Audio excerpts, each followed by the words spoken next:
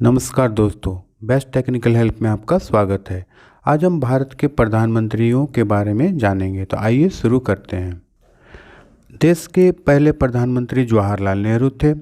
जब देश आज़ाद हुआ 15 अगस्त 1947 को, तो एक अंतरिम सरकार बनाई गई और उसके पहले प्रधानमंत्री के रूप में जवाहरलाल नेहरू मनोनीत हुए।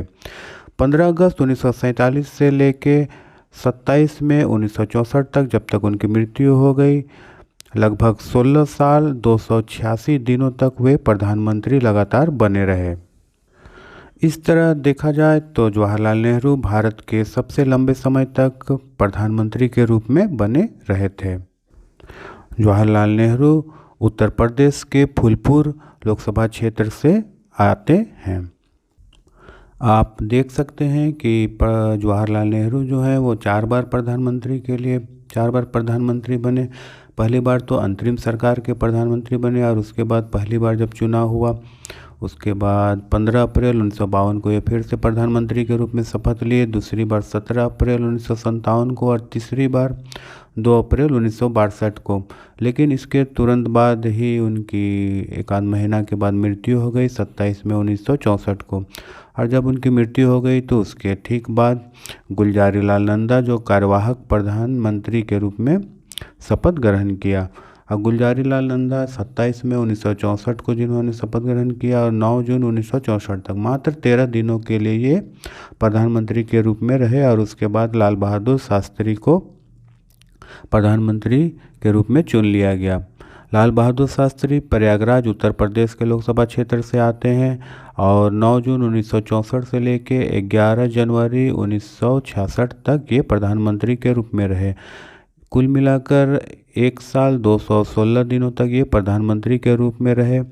और अपने मृत्यु से पहले वह ताशकंद समझौते जो तत्कालीन रूस में था, पाकिस्तान के साथ समझौता करने गए थे और रहस्यमय ढंग से इनकी मृत्यु हो गई थी।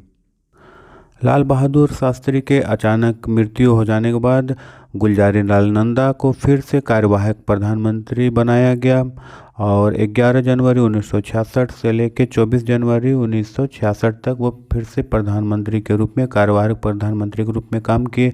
और इस बार फिर से गुलजारीलाल नंदा 13 दिनों के लिए कार्यवाहक प्रधानमंत्री के रूप में काम किए। इस तरह से आप देख सकते हैं गुलजारीलाल नंदा जो है 2 बार कार्यवाहक प्रधानमंत्री के रूप में रहे और दोनों टर्म जो उनका रहा वो 13-13 दिनों का रहा। इसके बाद इंदिरा गांधी को प्रधानमंत्री बनाया गया। उस समय इंदिरा गांधी राज्यसभा की सदस्य थी और उत्तर प्रदेश का प्रतिनिधित्व करती थी। तो 24 जनवरी 1966 से लेकर 4 मार्च 1967 तक पहली बार इनको प्रधानमंत्री बनाया गया। और उसके बाद ये फिर से जब चुनाव हुआ तो 4 मार्च 1967 से 15 मार्च 1971 तक और सेकेंड टर्म में 15 मार्च 1971 से लेकर 24 मार्च 1977 तक। कुल मिलाकर ये 11 साल 59 दिनों तक प्रधानमंत्री रहीं, जो 24 जनवरी 1966 से लेकर 24 मार्च 1977 तक। इंदिरा गांधी उत्तर प्रदेश के रायबरेली कंस्टिट्यूंसी से आती हैं और इन्होंने 11 साल 59 दिनों तक प्रधानमंत्री के रूप में काम किया।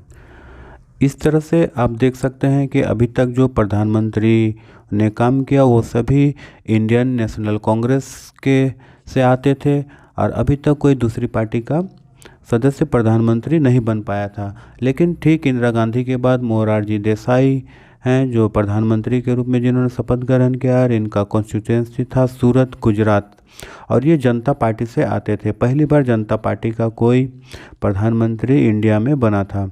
तो इनका कार्यकाल था 24 मार्च 1977 से 28 जुलाई 1979 तक।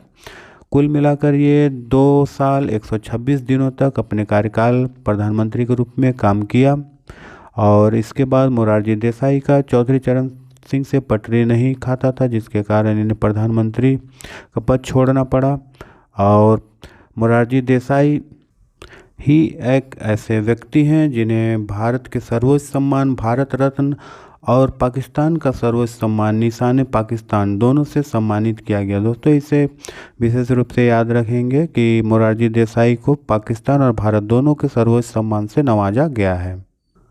इसके बाद 5वें प्रधानमंत्री के रूप में चौधरी चरण सिंह जो जनता पार्टी सेकुलर से आते थे और जिनका भी लोकसभा क्षेत्र था बागपत, जो उत्तर प्रदेश में आता है, और इनका कार्यकाल है 28 जुलाई 1979 से 14 जनवरी 1980 तक। टोटल 170 डेज तक इन्होंने प्रधानमंत्री के रूप में काम किया। काफ़ी कम समय तक ये प्रधानमंत्री रहे। और इसके ठीक बाद फिर से इंदिरा गांधी कांग्रेस की सरकार आती है और इंदिरा गांधी फिर से प्रधानमंत्री बनती है।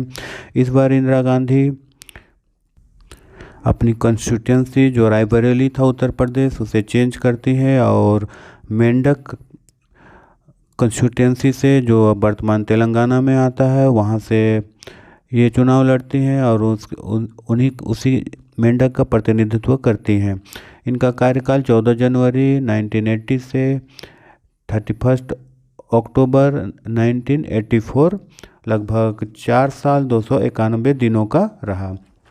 और उसके बाद इन्हें मार दिया जाता है और इसके ठीक बाद और इंदिरा गांधी के बाद उनके बेटे राजीव गांधी सत्ता संभालते हैं। प्रधानमंत्री के रूप में इन्हें शपथ दिलाया जाता है और ये अमेठी उत्तर प्रदेश कॉन्स्टिट्यूंसी से आते हैं।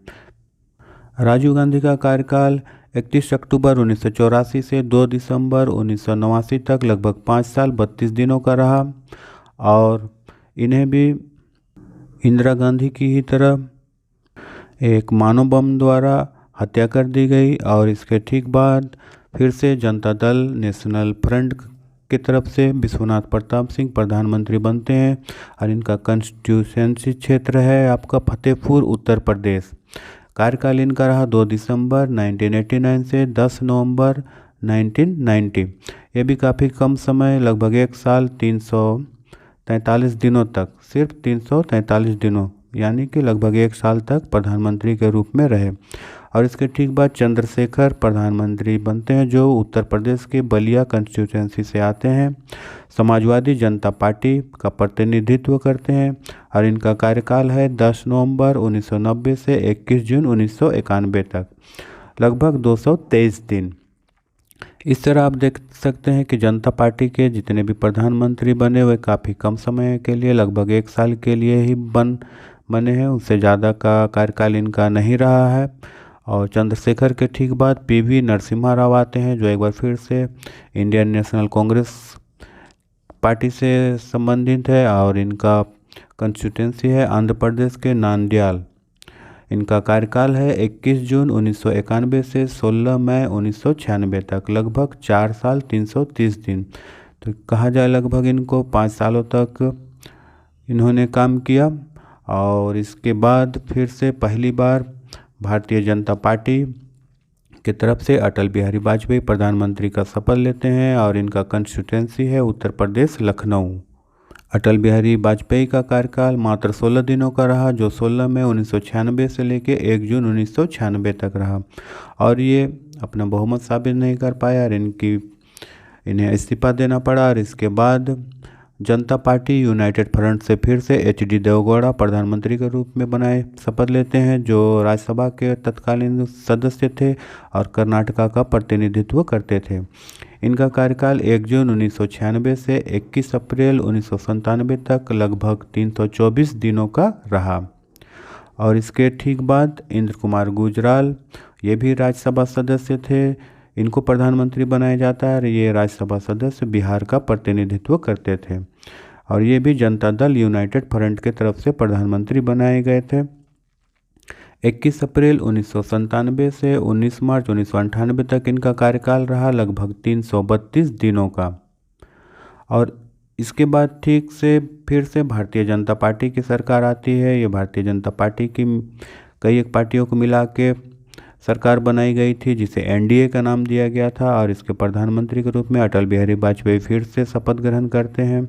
और इस बार इनका कार्यकाल 19 मार्च 1998 से 22 मई 2004 तक, लगभग 6 साल 64 दिनों का रहा।